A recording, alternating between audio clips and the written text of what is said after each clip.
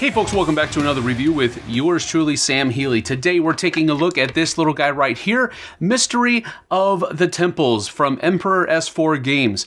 This is a really quick, it almost feels like a rondel movement game because you're basically moving around this circle, and wherever you land gives you a certain number of actions that you can do, or a certain action rather, that you can do. And you're basically simply trying to get these different gems collected, use them to break the curse on these 5 different temples that are out there, score some points along the way, and then have some end scoring points as well. Have the most points at the end of the game to be the winner.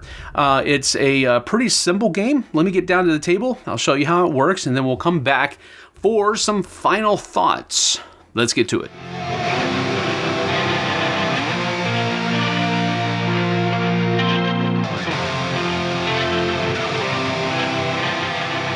So here I have a 4-player game of Mystery of the Temples set up for you. Generally speaking, what players are trying to do is they're trying to break the curse of these different temples to free them from whatever bad thing is happening to them. And when you break the curse, you have to spend a number of 3 to 5 gems in this specific order, and you'll get a certain number of points for that. When someone has placed all 5 of their cubes out on one of these places on these cards, then that triggers the end of the game, and then the round is finished with everybody having complete turns. The same number of turns, rather. Now, after that round is finished, points are gathered together. There's some end scoring here where the people who have the most curse breakers on these cards are going to get points for first and second place.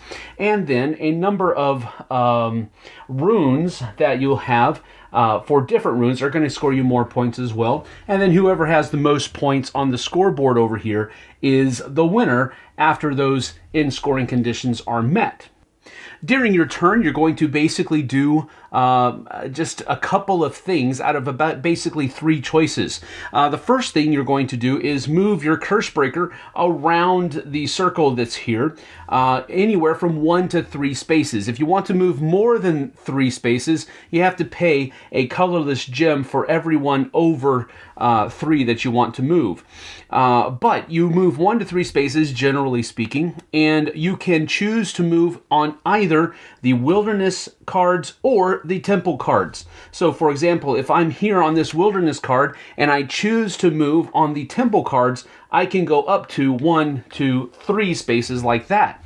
If I'm on a temple space here and I want to move on the wilderness cards, then it would be simply 1, 2, 3 like that. If there is ever a person that is on a card, you would basically skip that card. So it would be something like this, 1, 2, 3, if you're moving on the wilderness cards like that. If you choose to move on the wilderness and you land on a spot, you're simply going to collect crystals. And there's a couple of different ways that you can do that. This card, for example, outright just gives you a colorless and a red gem. If you land here, you can actually convert some of your gems that you already have here by placing 1 or 2 colorless gems on the spaces that you want. So for example, if I did this, I would get a green and a red like so. Other spaces, you're going to basically be able to convert. For example, this one right here, you can convert 3 colorless gems into 2 gems of any color as long as they are not the same. And then if you land on a temple, you go there specifically to try to break the curse of one of those things. Now, that's where your grid comes into effect, because your grid here is going to, or rather organizing your grid, is going to be the thing that helps you keep track of what curse you've broken and that type of thing. So as you're going around picking up these different gems, you're going to be placing them onto your board. And when you place them onto your grid, you can place them anywhere you want. You don't have to place them adjacent or anything like that. You just place them on there in such a way where you can be able to, at a later point in time, for example, if I'm, not him, if this guy says, I'm going to move with temples, and he comes here, and now he has this up here. So going from either this side from the bottom up or this side from the bottom up, you can try to break one of the curses here, and each curse has 1, 2, 3, 4, 5 curses that can be broken on them. And so he would be able to trace yellow, yellow, blue, purple, yellow, yellow, blue, purple. And so he would take one of his his curse breaker tokens, and put it right there, denoting that he spent 4 crystals, like so. And he would put them back into the fold here, and he would then score 5 points. Whenever you do break the code or the curse of a temple, you will take the top rune that is available here, and runes are simply things that will give you bonus gems or bonus kinds of actions whenever you land on a place that has that rune symbol on it. So for example, if I have this rune and I land on this space, I'm going to get a blue and a white plus 2 more whites. And if I break this a curse on this temple again, since the rune matches, I will be able to get the points for breaking the curse plus 2 more gems because it matches that location there. So he would take this and put it next to him, and these runes, the next one will be flipped over, by the way, and these runes are the things that are going to be used later on to give you points at the end of the game, keeping in mind that you only get points for each different kind of rune that you have, not the sames. But generally speaking, that's how you play the game. You're simply going to be moving around the board, gathering crystals onto your grid, using your special abilities that you might be getting from these different kinds of rune cards and special abilities that you start with, and maximizing the use of those things as much as possible. And then, as I said earlier, once somebody has gotten all 5 of their cubes, the curse breaker cubes, out on the different cards here, then the end of the game is triggered, the round is finished, end scoring happens. End scoring is quite simply whoever has first on these 3 different temples will get 4 points. Whoever has second will get 2 points. If there is a tie, for example, if there's a tie for first place, both places are added together and then evenly distributed throughout the people who are tied for it. If somebody's tied for second, you get 2 points, and you split it between 2 people if you can. This down here, again, is the number of runes that everybody has. If you have only 1 rune, you get 1 point. If you have 2, you get 2 points. If you have 3, you get 4 points. 4, you get 7 points. And if you get 5, then you have 11 points. But again, those have to be different than all of the others. Those 5 unique runes. And then whoever has the most points is the winner. So that is Mystery of the Temples. A very simple game. It's a bare bones explanation for it also. There's not a whole lot that you can do on your turn, which means that turns go pretty quickly. So how you actually play the game is very simple. You choose what you want to move to, whether you want to move on wilderness tiles or temple tiles.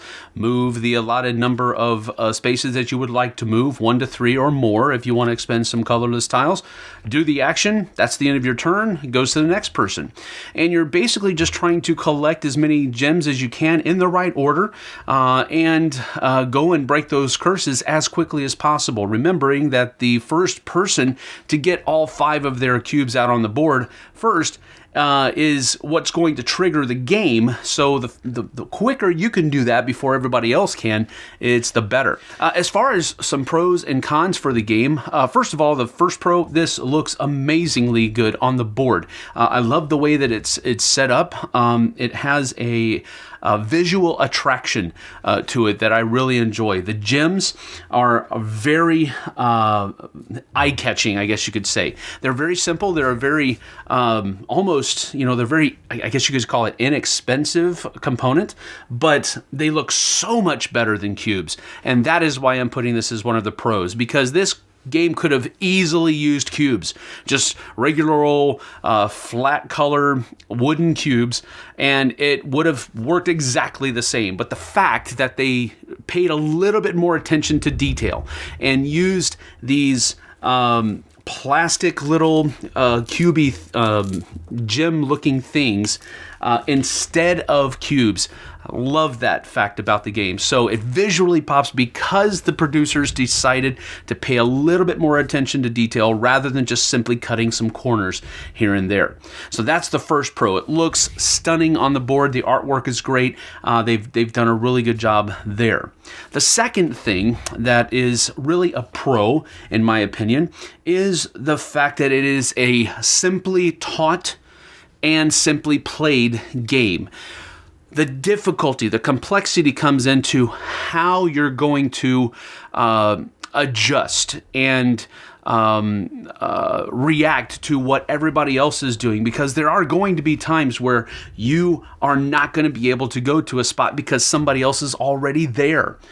So you're going to have to kind of go around the horn again, if you get what I mean there. But while you're going around the horn, what can I do to maximize the time that I'm spending there? What other resources can I put onto my grid that I'm not going to use right away, but I am going to use them as soon as I break that curse on my next turn, or whatever it might be. So that's the cool thing about it. Simple teaching and simple playing, but it has some pretty, not really deep, but definitely intermediate level thinking that's going on, because you have to really react to what everybody else is doing. One thing I neglected to mention, and kind of on purpose because it's not really necessary, is that these grids also determine start player. So these are numbered 1A, 2A, 3A, 4A, and then also there's a B side on them as well. And each side has a different special ability. So that would be another pro as well. I like the fact that you each start with a different ability. So you have asymmetric powers at the very beginning of the game. I like it when games do that, because that makes me just a slightly different, even though it's just a very minimal change, than everybody else at the game. So it gives me an opportunity to use a power that nobody else is going to have. So that's a really cool thing as well. A con about the game right off the bat is this little thing right here.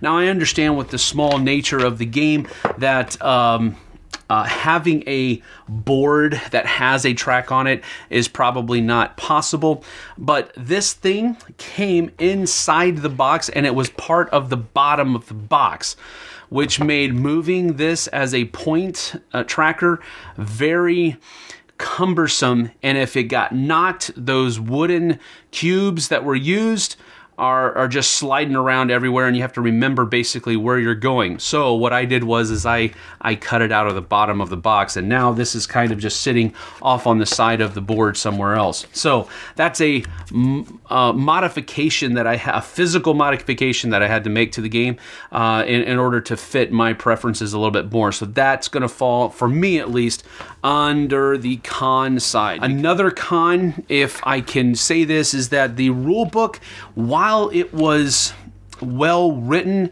it was rather verbose in some cases. They did use a good number of illustrations and so forth and so on throughout the course of the book, but at the same time, I believe it was probably translated into English, and some things don't, just a little bit wonky when they get translated into English. But it's not a badly written, it's just a little too verbose and hard to understand in a couple of places. But the way the game is played is so simple that the difficulties were not that harsh. So it's a con, but it's still a very mild con. I think with just a little bit more proofreading and editing, those little things can be mopped up pretty easily. So all in all, I think I'm going to give Mystery of the Temples here 2 thumbs up. And I think that for the size of the game, and this is really indicative of Emperor S4, the size of the game is small, but there is a big game in here that feels bigger than it looks. And I like that when games do do that. It gives you a small game, but there's a lot of game in there. So I think this will fall around 7 out of 10 for me. So it's definitely an approval, and I think you should give this a try if you have any possibility of doing that. I wouldn't say break down the doors and all that kind of stuff, but if you have opportunity to give this a try, you really should. And as always, you should try before you buy, like I always say. But I think it's a great little game, and I'm really enjoying this little line from Emperor S4. So that's it from me for Mystery of the Temple. We'll see you guys on the flip side.